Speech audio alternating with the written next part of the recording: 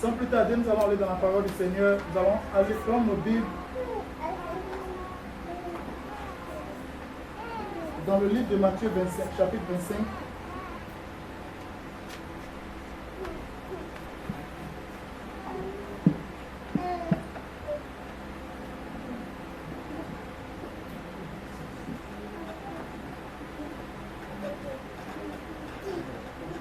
À partir du verset 1.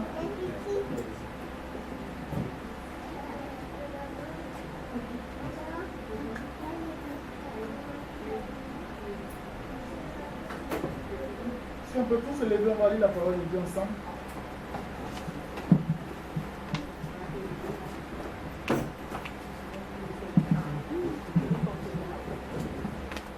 Nous lisons la parole de Dieu, Matthieu chapitre 25, la Bible dit: alors le royaume des cieux sera semblable à 10 vierges, qui ayant pris leur lampe allaient à la rencontre de l'époux.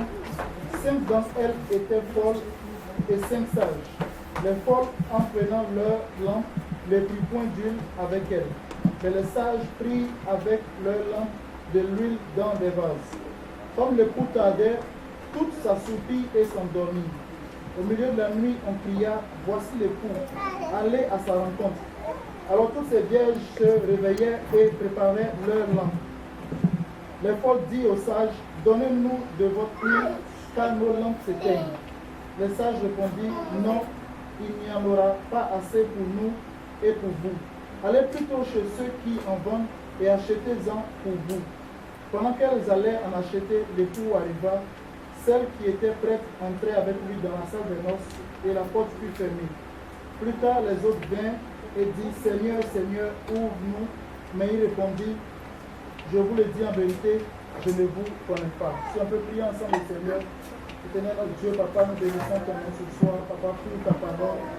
Jésus, alors que nous nous approchons de toi ce soir, nous voulons nous abandonner entre tes mains, Éternel. Viens, Papa, nous parler. Viens parler à nos vies, viens parler à nos cœurs. Ton désir, c'est que les pécheurs ne meurent point et qu'ils se répandent et qu'ils soient sauvés de ces péchés. Père, ce soir, ce que nous voulons, Papa, nous voulons entendre ta voix pour des dimanches. Parle à nos cœurs, Éternel. Père, utilise-moi comme un canal pour parler à ma vie, pour parler à la vie de chacun de mes frères, et que nous puissions tenir ferme, que la parole que nous allons entendre puisse porter du fruit dans nos cœurs, et que ce fruit nous aide à tenir jusqu'à ce que tu reviennes, Jésus. Papa, que toute la gloire et l'honneur te reviennent. Pour le contrôle de ces instants, nous avons prié au nom de Jésus, nous disons au nom de Jésus. Amen. Nous nous asseoir la présence du Seigneur.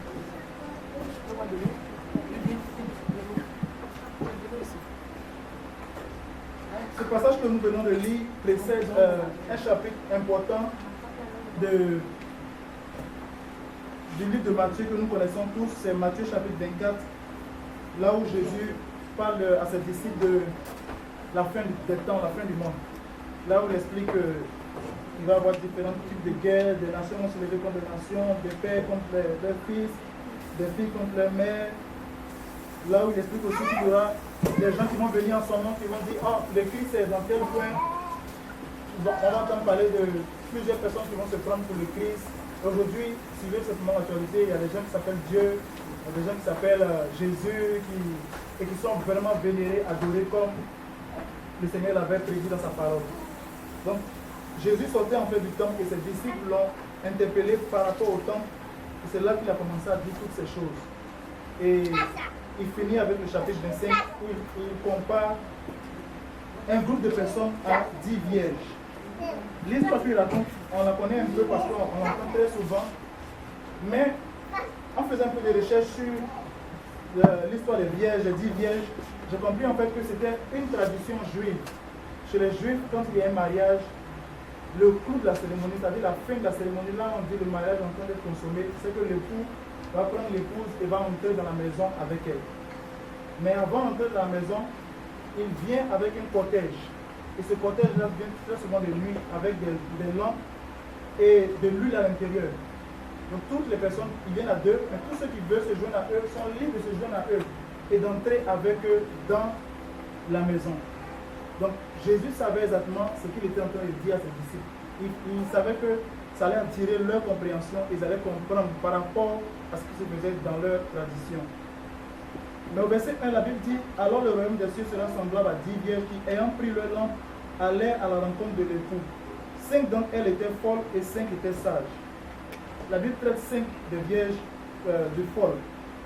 Pour aller plus vite, les 10 vierges, très souvent on entend des enseignements où on peut entendre beaucoup de choses, mais ce que le Seigneur a mis à mon cœur, c'est que les 10 vierges sont des chrétiennes. Ce sont des chrétiens, ce sont des gens qui sont nés de nouveau. Les 10 vierges, les 5 folles ne sont pas les 5 païennes. Ce sont 5 chrétiennes et 10 chrétiens en fait, mais qui sont divisés en 2 groupes. Ce message de 10 vierges s'adresse à l'Église aujourd'hui, s'adresse à nous qui sommes chrétiens. Parfois on entend, on se dit, oh ça c'est un message pour les païens, on va le prêcher aux païens. Non, c'est à nous que ça s'adresse. La Bible dit que le royaume des cieux sera semblable à 10 vierges qui, ayant pris leur lampe, allaient à la rencontre de l'époux. La Bible dit que nous sommes l'épouse de Christ. Et un jour la trompette va sonner et nous irons rencontrer notre époux. La Bible dit que quand la trompette va sonner, les morts en Christ vont ressusciter les premiers. Peu importe là où ils sont morts, ils vont ressusciter. Et nous allons aller à la rencontre de l'époux. Amen. Les 10 vierges, comme on l'a vu selon la tradition juive, attendaient l'époux. L'époux va arriver et avec lui, on va prendre l'homme et on va entrer dans la salle de noces, aller faire la fête avec l'époux. Et malheureusement, la Bible dit qu'il y a parmi elles 5 qui étaient folles et 5 qui étaient sages. Les folles, on va voir les folles, elles n'ont pas pris de. Les folles, en prenant leur lampe, ne prient point d'huile avec elles, mais les sages prient avec leur lampe de l'huile dans des vases. Peut-être les plus jeunes, les enfants, ou peut-être ceux qui sont nés ici, je ne sais pas, mais n'ont jamais vu des lampes avec de l'huile. Et nous, on l'utilisait pas avec de l'huile, c'est que les vis avec du pétrole. On va mettre du pétrole et il y a une mèche, tu allumes la mèche. Tant qu'il y a du pétrole, la mèche va rester allumée et la maison va être éclairée. Mais au moment où le pétrole finit dans le vase, dans le pot comme ça, c'est fini, la lampe s'éteint et on est dans la noirceur totale. Il y a beaucoup de symboles dans cet enseignement sur les 10 vierges. La Bible les appelle les 10 vierges parce que nous savons tous le caractère d'une fille vierge qui n'a pas encore connu d'homme, qui s'est séparée de tout ce qui est impur et qui s'est gardée pour son époux. En tant que chrétien, quand nous sommes en train de marcher pour le Seigneur, nous sommes en train de marcher chaque jour, nous déplacer, faire ce que le Seigneur nous recommande, nous sommes en train de nous garder du monde. Vous savez, il y a tellement de choses dans le monde qui sont attirantes, vers lesquelles nous pouvons y aller, mais la Bible dit que ces choses-là nous souillent, ces choses-là nous déshonorent, comme pourrait être déshonorée une vierge. Ces choses-là nous déshonorent et nous rendent impurs devant notre Seigneur. Mais si nous nous gardons de ces choses, nous sommes en train de devenir comme ces 10 vierges pour le Seigneur. Mais alors même que nous sommes comme ces 10 vierges, il va s'opérer un choix. Il va y en avoir 5 qui sont folles et 5 qui sont sages. Amen. Les folles n'ont pas pris d'huile avec elles, mais les sages ont pris non seulement de l'huile dans leur lampe, mais de l'huile dans des vases. Elles ont pris des réserves parce qu'elles ont compris que l'époux a dit qu'il arrive. Vous savez, le mariage, même ici, même les mariages, le samedi on a eu un mariage, on a fini à l'église à 14h, 15h, on a commencé la réception à 19h pratiquement.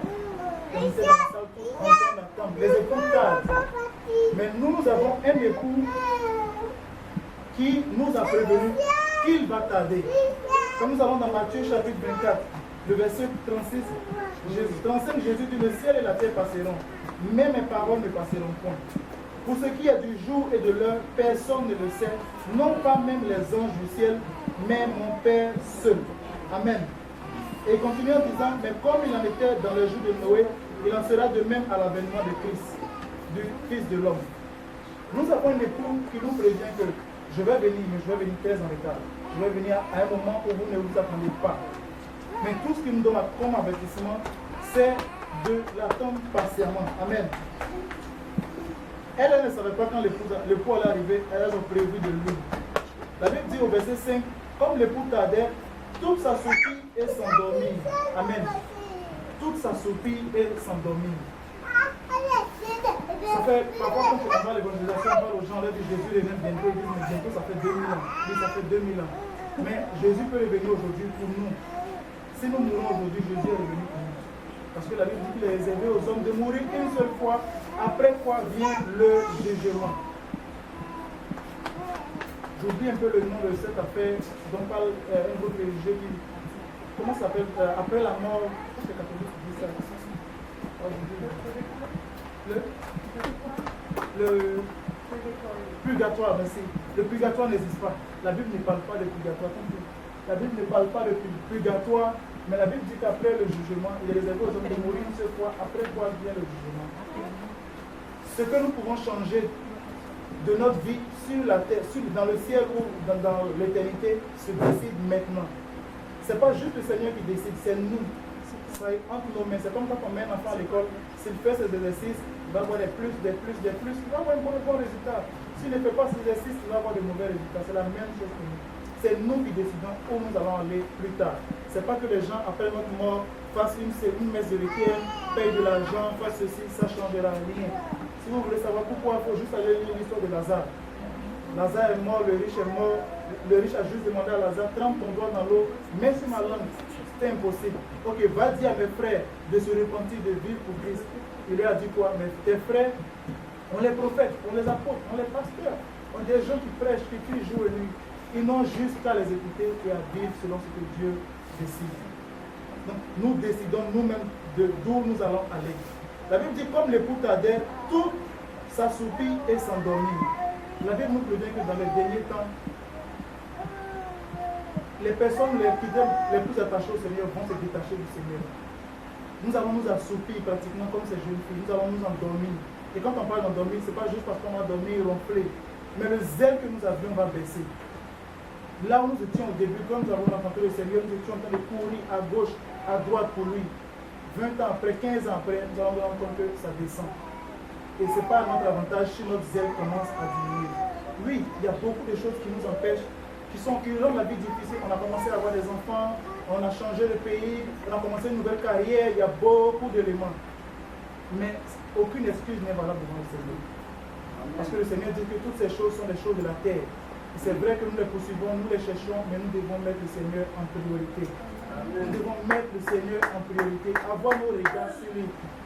Regardez notre vie à nous-mêmes. Nous sommes capables nous-mêmes de faire notre bilan, de regarder avec la parole du Seigneur à quel point je suis arrivé.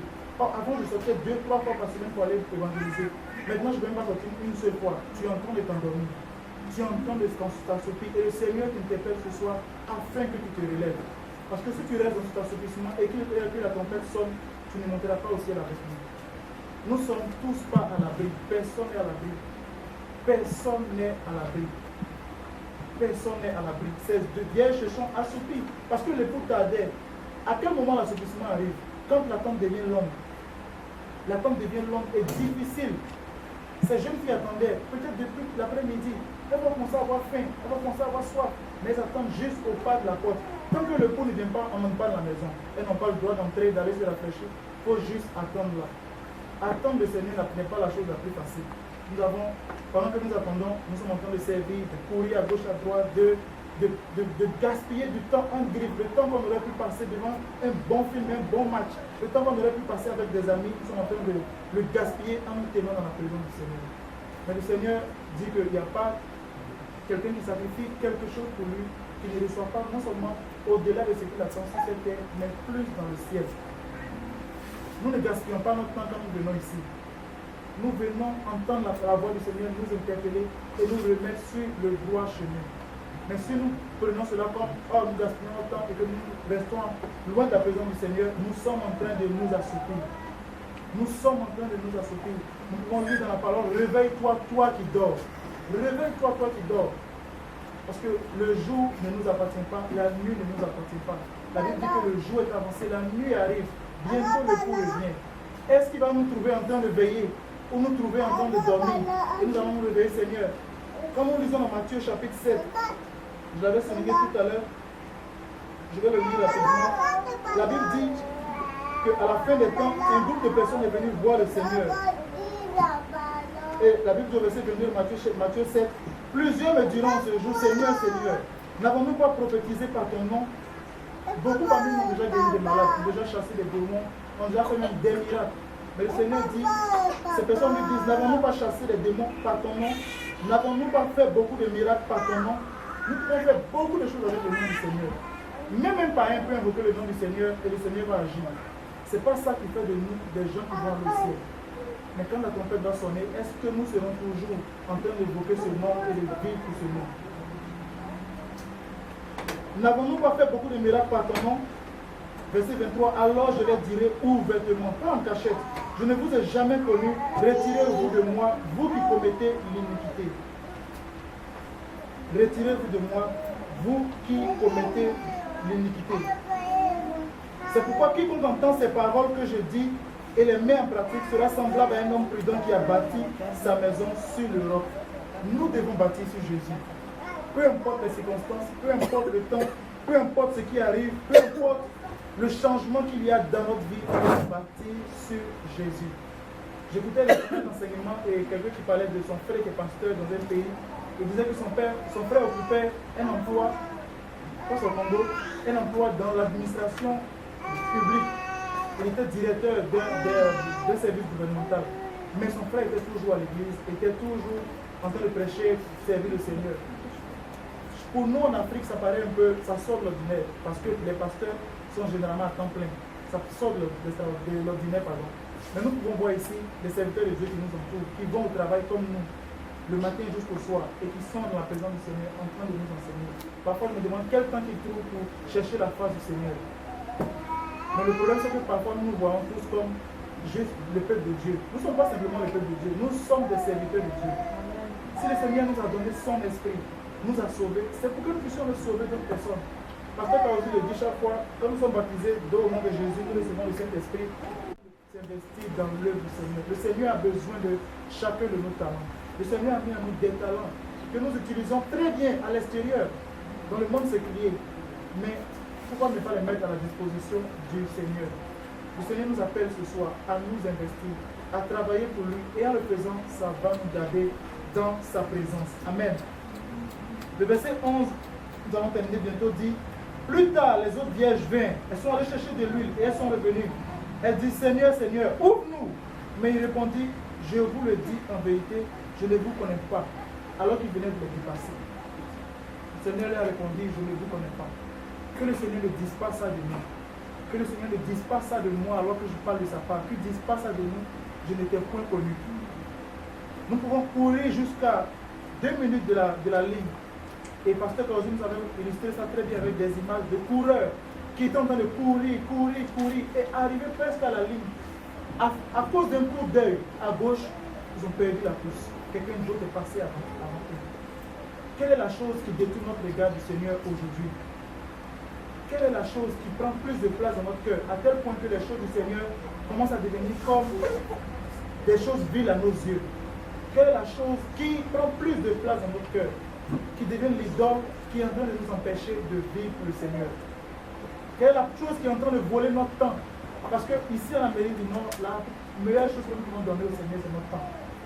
C'est comme on dit ici, comment on appelle, le leitmotiv ici, l'emblème, comment je peux le dire, c'est time is money. Le temps, c'est de l'argent. Le temps, c'est de l'argent, mais le Seigneur a besoin de notre temps. Nous avons entendu hier, Pasteur Kaosi a prêché là-dessus. Le Seigneur a divisé l'éternité passée et l'éternité présente et l'éternité future en 2 parties, et au milieu c'est le temps, et c'est lui qui contrôle ce temps. S'il décide que c'est fini, ça va être fini pour nous. Notre temps ne nous appartient pas. Alors que nous courons après le temps, si nous consacrons ce temps au Seigneur, il va nous donner encore plus de temps. La parole de Dieu le dit, il n'y a jamais personne qui a donné au Seigneur quelque chose et qui n'a rien reçu de mieux en retour. Donne ton temps au Seigneur, tu vas recevoir plus que ce que tu cherchais. Donne ton temps au Seigneur. Le Seigneur demande juste notre temps. Rien d'autre que notre temps. Mais vous pouvez le constater avec moi, c'est très difficile d'avoir du temps pour le Seigneur. C'est très difficile d'avoir du temps pour le Seigneur. Parce qu'il y a beaucoup de choses à gauche, à droite, beaucoup de programmes. Parfois, nous devons juste annuler certaines choses et consacrer le temps au Seigneur. Nous pouvons être en train de courir et courir après ces choses. Et notre vie s'arrête là. Si c'était au travail, si c'était au terrain de soccer, si c'était à la maison, notre vie s'arrête là. Qu'est-ce qu'il faisait? Je préfère mourir dans la maison du Seigneur. Et donc, je préfère perdre ma vie en train de courir pour le Seigneur que d'être en train de courir après des choses du monde. Parce que les gens vont pleurer, crier: oh, gloire à Dieu, il était vraiment bien. Mais il était où? Ah, on a trouvé dans tel endroit en train de faire telle chose. Nous devons chercher le Seigneur de tout notre cœur. Avant de terminer, nous avons beaucoup parlé de... Nous avons lu d'abord dans Luc chapitre 19, verset 13. La Bible dit: et ayant appelé 10 de ses serviteurs, il leur donna 10 marcs d'argent et leur dit: faites-les valoir jusqu'à ce que je revienne. C'est un peu ce que je vous ai dit tantôt. Le Seigneur a mis en nous des talents et des dons. A mis en nous des choses que nous devons faire valoir. Si nous ne les faisons pas valoir, la Bible dit que le Maître va revenir et va nous poser des questions sur ce qu'il a mis en nous, les talents et les dons qu'il a mis en nous. Amen. Ces vierges-là avaient besoin d'huile pour faire fonctionner leur lampe. Vous savez, l'huile est représentée dans la Bible. La chose qui représente l'huile, c'est le Saint-Esprit. Le Saint-Esprit est l'huile dont nous avons besoin. Toujours en faisant des recherches sur cet enseignement, j'ai lu, et vous pouvez confirmer avec moi, que beaucoup d'églises aujourd'hui nous disent qu'on n'est pas obligé d'avoir le Saint-Esprit. On n'a pas besoin du Saint-Esprit. Il faut juste croire en Jésus et nous allons être sauvés. Si nous pouvons aller dans Romains chapitre 8, à partir du verset 8. La Bible dit, or ceux qui vivent selon la chair ne sauraient plaire à Dieu.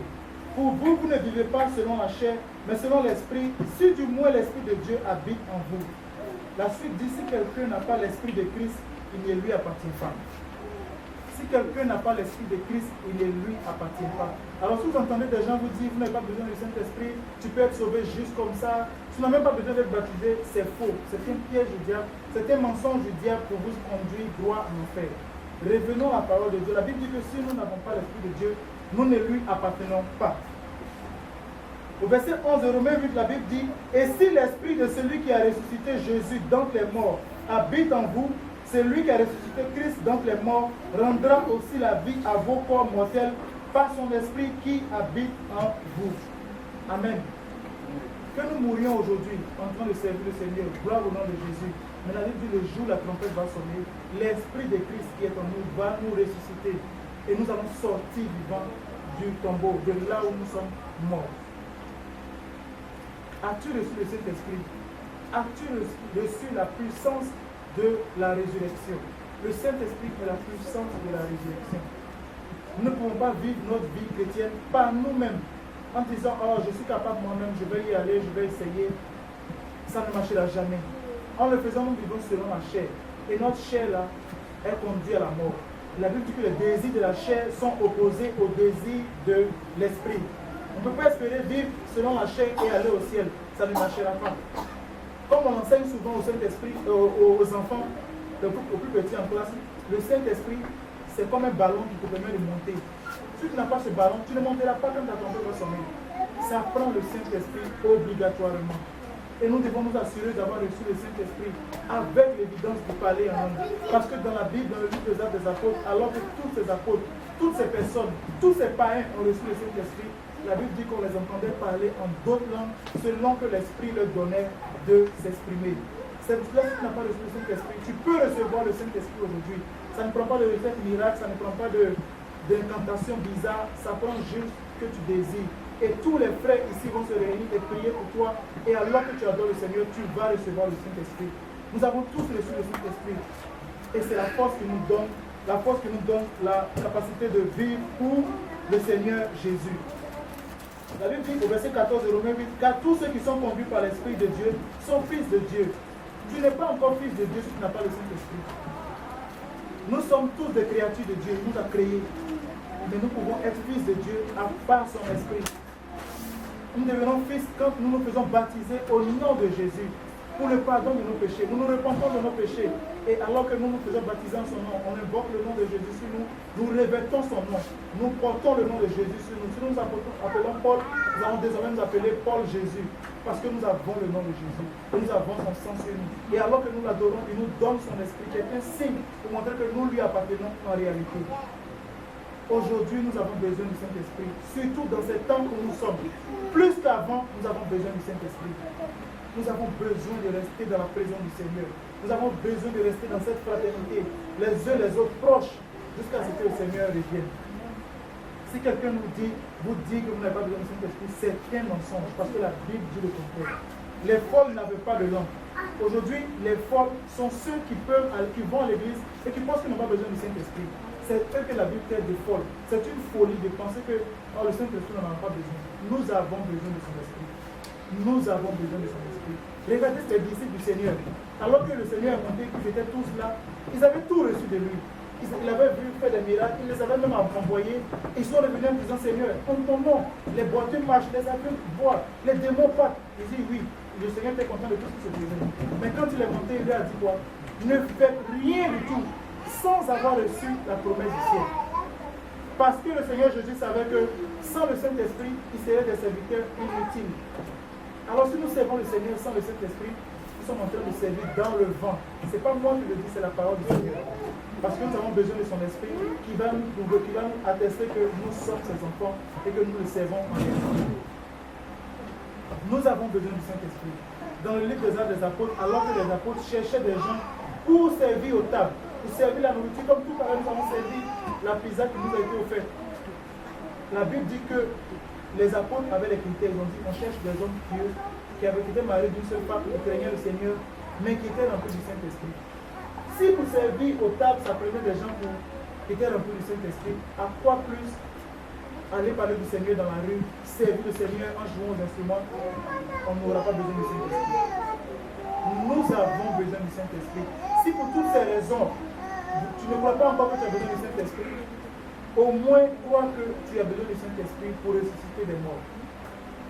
Tu as besoin du Saint-Esprit pour ressusciter des morts quand la trompette va sonner. Parce que la Bible dit que c'est la puissance de l'Esprit qui a ressuscité Jésus. Et c'est la même puissance qui va nous ressusciter. Nous devons nous assurer, en ces temps où nous sommes, d'avoir non seulement le Saint-Esprit en nous, mais d'avoir même une réserve du Saint-Esprit, c'est-à-dire d'être dans la présence du Seigneur à tout moment. À tel point que si je suis en train de tomber, le Seigneur va passer par quelqu'un pour dire non, soutiens ce frère-là parce qu'il est en train de tomber. Mais si nous avons seulement l'Esprit et que nous sommes dehors, nous sommes sûrs que nous allons tomber. Une brebis toute seule n'est pas à l'abri, exposée au danger. Nous avons besoin de rester dans la maison du Seigneur et de servir. Ça va être ça notre réserve. Servir le Seigneur, marcher dans ses voies, demeurer avec les frères. Ça va être notre réserve. Parce que la Bible dit toujours que deux valent mieux plus qu'un. Nous sommes deux. Si je vois mon frère qui est en train de... Qu'est-ce qui se passe? On va prier pour toi. Tu vas tenir. Lève-toi. C'est ça le problème. Lève-toi. Mais si je suis seul, je suis exposé à toutes sortes de choses. Nous devons demeurer soudés et nous assurer d'avoir de l'huile dans notre lampe. Ce soir, le Seigneur, c'est cette parole que le Seigneur vous laisse partager avec chacun d'entre nous, à commencer par moi-même. Là où nous sommes, est-ce que nous avons reçu son esprit? 1. 2. Est-ce que nous avons des réserves pour tenir jusqu'à ce qu'il revienne? Parce que nous allons entendre beaucoup de choses qui vont nous dire oh, le Seigneur ne reviendra plus, oh non, le paradis va sur terre, non, écoute, tu es déjà sauvé une fois, c'est fini, si tu es baptisé, c'est fini, non, tu n'as pas besoin de baptiser. On va entendre trop de choses. Mais le Seigneur veut que nous ayons des réserves pour attendre jusqu'à ce qu'il nous plaît. Si nous pouvons nous lever tous ensemble et aller en prière, prier chacun pour nos vies. Parler au Seigneur, lui dire que Seigneur, comme nous pouvons le lire dans Apocalypse, et on va le lire rapidement avant de prier.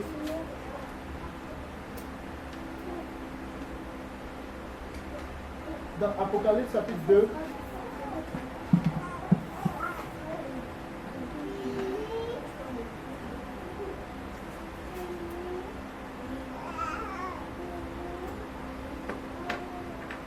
dans Apocalypse chapitre 2, je connais tes œuvres. Que quelqu'un le prenne comme une parole que le Seigneur lui adresse personnellement. La Bible dit au verset 2 d'Apocalypse chapitre 2, je connais tes œuvres, ton travail et ta persévérance. Je sais que tu ne peux supporter les méchants et que tu as éprouvé ceux qui se disent apôtres et qui ne le sont pas, et que tu les as trouvés menteurs, que tu as de la persévérance, que tu as souffert à cause de mon nom et que tu ne t'es point lassé.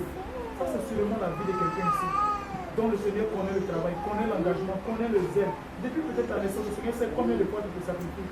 Quel sacrifice tu as fait pour lui, quelle humiliation tu as subi. Combien d'âmes tu n'as pas gagné pour le Seigneur? Le Seigneur sait toutes ces choses. Il sait combien de fois tu détestes les méchants, mais tu désires qu'ils viennent à la repentance.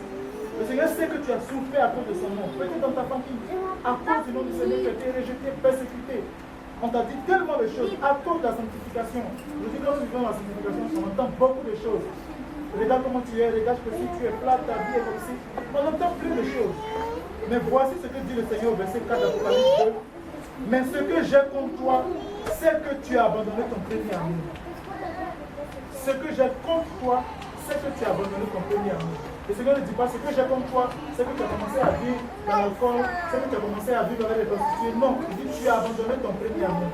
Parce que le Seigneur sait que si tu reviens ton premier amour, le péché va fuir de ta vie, le péché va quitter ta vie. Il dit souviens-toi donc d'où tu es tombé et donne une porte. Le Seigneur est amour. Parfois on a l'impression que le Seigneur nous châtie, mais il est amour. Alors que nous réprimons, il nous donne le chemin de sortie, il nous donne le moyen par lequel nous pouvons être sauvés. Et il dit réponds-toi donc et pratique tes premières œuvres. Je ne connais pas beaucoup de personnes parmi nous, à part ma femme et les enfants, mais le Seigneur sait nos premières œuvres. Le Seigneur sait nos premières œuvres. Il sait ce que nous faisions pour lui quand nous sommes repentis pour la première fois. Quand nous sommes détournés du péché, le Seigneur connaît nos œuvres. Il sait là où on était. Et il dit, souviens-toi d'où tu es tombé. Répands-toi et pratique tes premières œuvres. Nous devons pratiquer nos premières œuvres. C'est elles qui vont nous sauver. Si nos premières œuvres c'était, et je me rappelle encore très bien, alors que je voulais me repentir de mes péchés, de recevoir le Saint-Esprit, j'étais très zélé pour aller au métro, aller évangéliser avec mes frères. Très zélé, j'allais tous les vendredis au métro et c'était vraiment un zèle débordant. Aujourd'hui, peut-être je n'ai plus cette force-là d'aller m'arrêter devant tout le monde au métro, mais je me demande à cette époque comment j'avais cette force-là d'y aller.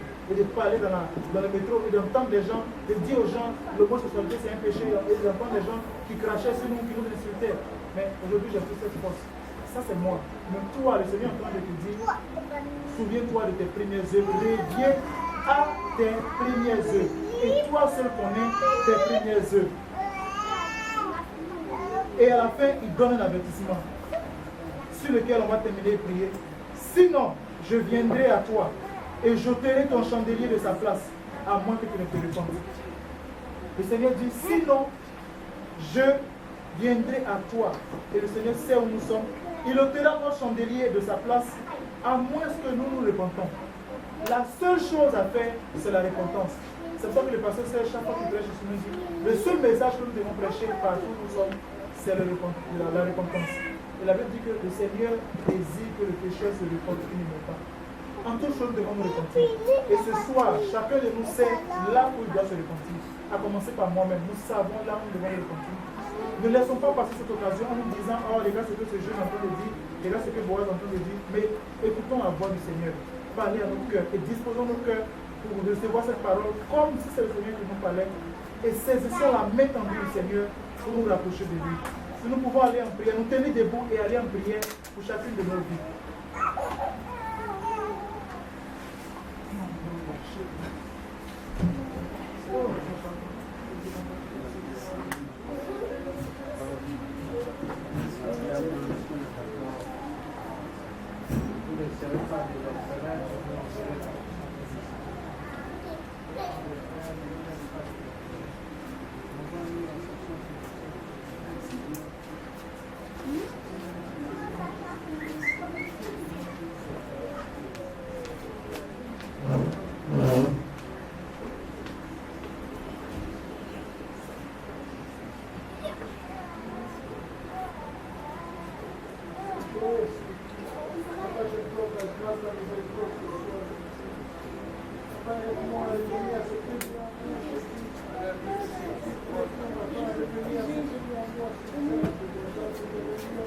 Enlève tout ce qui est fort dans ma vie, Seigneur Jésus-Christ. Je me confie à toi, Père de gloire. Enlève tout ce qui est fort dans ma vie, oh Dieu d'amour. Détruis tout ce qui est, Seigneur Dieu, la paresse spirituelle, oh Dieu. Détruis tout ce qui me rend, Seigneur Dieu, rétrograde. Détruis tout ce qui est rétrograde dans ma vie, Seigneur Jésus. Détruis tout ce qui est rétrograde dans ma vie, Seigneur Dieu.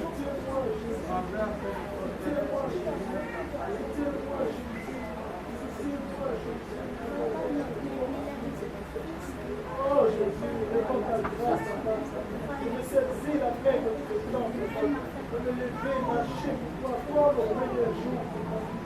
Et pour toi, le grand mon cœur, remplis mon cœur de tout passionnel, tout ton cœur, tous les anges de Dieu. Oh Seigneur, pitié de nous ce soir, pitié de nous, Papa. Réponds ta grâce, Jésus, réponds ta grâce, Jésus. Réponds, Papa. De tous les yeux, Brise-moi, Seigneur Dieu.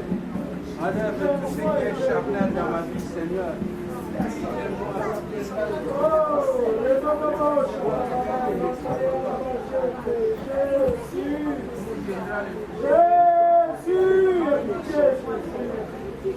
Pitié de moi, pitié de moi.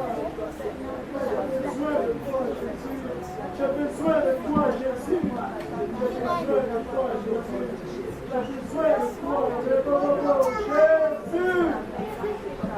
Oh, Seigneur, j'ai besoin de toi. Lève-toi, Seigneur.